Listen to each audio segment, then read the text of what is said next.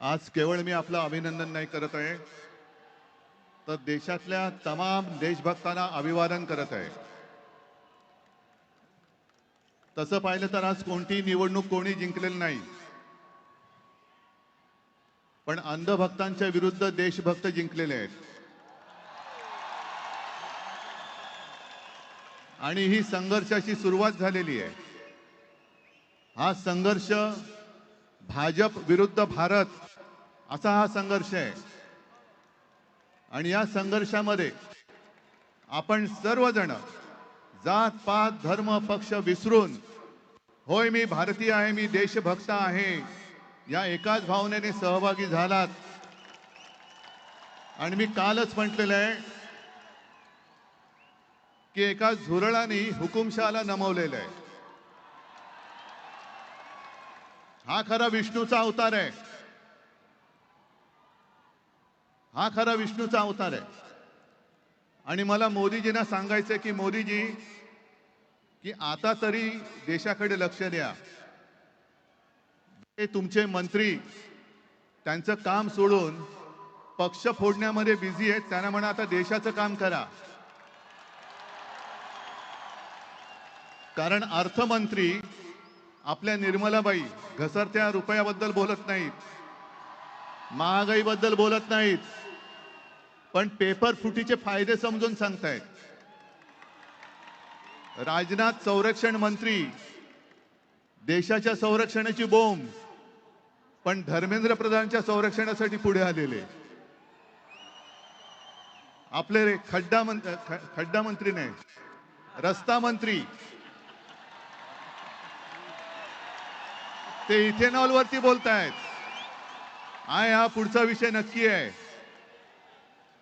Ethanol वरती बोलतायत ते.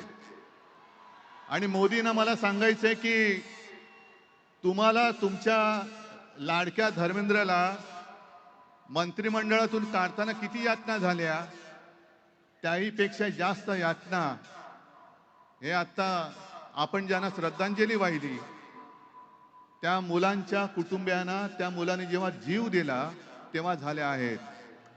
या यातना आम्ही विसरू शकत नाही, विसरणार नाही. फक्त एकच विषय की ठिणगी आता पडले, देशभर वणवा पेटलेला आहे. लगेच आम्हाला विचारतात काय हो, निवडणुकीला 3 वर्ष आहेत, निवडणुका गेल्या खड्ड्यात.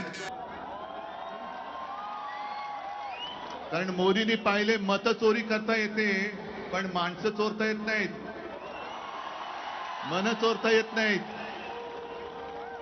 ही मन आता पेटलेली आहेत, पिसळलेली आहेत. ही ठिणगी जागतिक ठेवणं हे आपल्या सगळ्यांचं काम आहे. आणि या मंत्र्यांनी किंवा अजूनही सोशल मीडियावरती काही व्हिडिओ येत आहेत की आता हे भोंदुत्व स्वीकारणारे सगळे अंधभक्त मुलांना धमक्या देत आहेत. त्यांचे व्हिडिओ करा आणि पोस्ट करा, जिथे सापडतील तिकडे त्यांना खरं हिंदुत्व शिकवा, राष्ट्रभक्ती शिकवा. असो, जास्त भाषण करण्याची वेळ नाही, कारण कधी कधी शब्दांपेक्षा कृती ही जास्त महत्वाची ठरते. आणि खरोखर या तरुणांनी म्हणजे तुम्ही सगळ्यांनी देशाच्या इतिहासामधलं एक सुवर्ण पान लिहिलेलं आहात. तुमच्या शक्तीची, तुमच्या एकजुटीची नोंद ही सुवर्णाक्षरांनी आपल्या देशाच्या लोकशाहीच्या इतिहासामध्ये केल्याशिवाय कोणी राहणार नाही. मी तुम्हाला परत एकदा वंदन करतो. फक्त आता आलेली ही जाग जाऊ देऊ नका, सत्ताधाऱ्यांची मस्ती सहन करू नका. देशाची शक्ती काय असते हे दाखवून दिलेले त्या देशाला पुन्हा कोणालाही कमजोर करू देऊ नका. सर्वांना धन्यवाद, शुभेच्छा. जय हिंद, जय महाराष्ट्र.